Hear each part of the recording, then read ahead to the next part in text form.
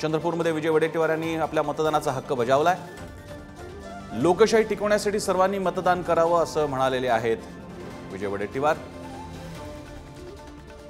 या निमित्तानं भाजपनं आपल्या पक्षातील अनेक नेत्यांना विधानसभेमध्ये किंवा राज्यामध्ये असलेल्या नेत्यांना केंद्रामध्ये बोलून घ्यायचं ठरवलंय।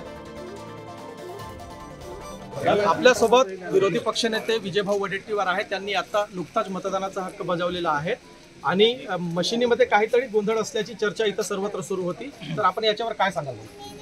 नाही, जो डाऊट होता की मतदान झाल्यानंतर स्लिप रोलमधून कट होऊन खाली पडायला पाहिजे, त्यावेळेस जो लाईट असतो तो डार्क होतो। तर इथल्या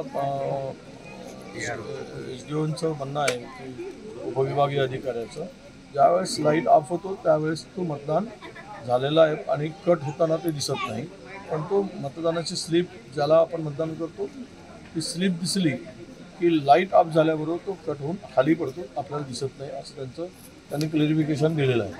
त्यामुळं मग आम्ही पुन्हा 2-3 मतदान करून बघितलं आमच्या इतरांनी पण, जे लाईनीत मतदान होते त्यातून जरा समाधान आहे की ठीक आहे, आपण आता त्यावर फार काही आक्षेप घेण्यासारखं नाही असं मला वाटतं त्यांच्या बोलण्यावर।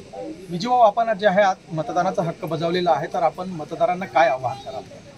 नाही, मतदान हे खरं म्हणजे कुण्या व्यक्तीसाठी नाही, तर हा आपला मतदान देशासाठी आहे, देश मजबूतीसाठी आहे आणि या देशाचं स्वातंत्र्य अबाधित राहण्यासाठी, या देशातील लोकशाही टिकवण्यासाठी, या देशातील सर्वोच्च असं तो संविधान आहे, संविधानाच्या रक्षणासाठी आणि सर्वसामान्य माणसाच्या हिताचं संविधानिक जे अधिकार त्या माणसाला मिळाले, जे घटनेने दिले, त्या अधिकाराचं संरक्षण होण्यासाठी आपलं मत दिलं पाहिजे।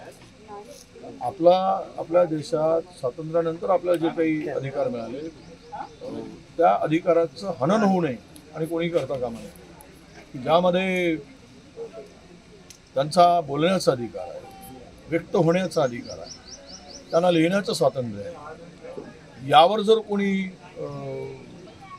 त्या स्वातंत्र्यावर घाला घालत असेल तर तशा विचाराला थारा देऊ नये। पुढारी न्यूजसाठी आशिष अग्रवाल।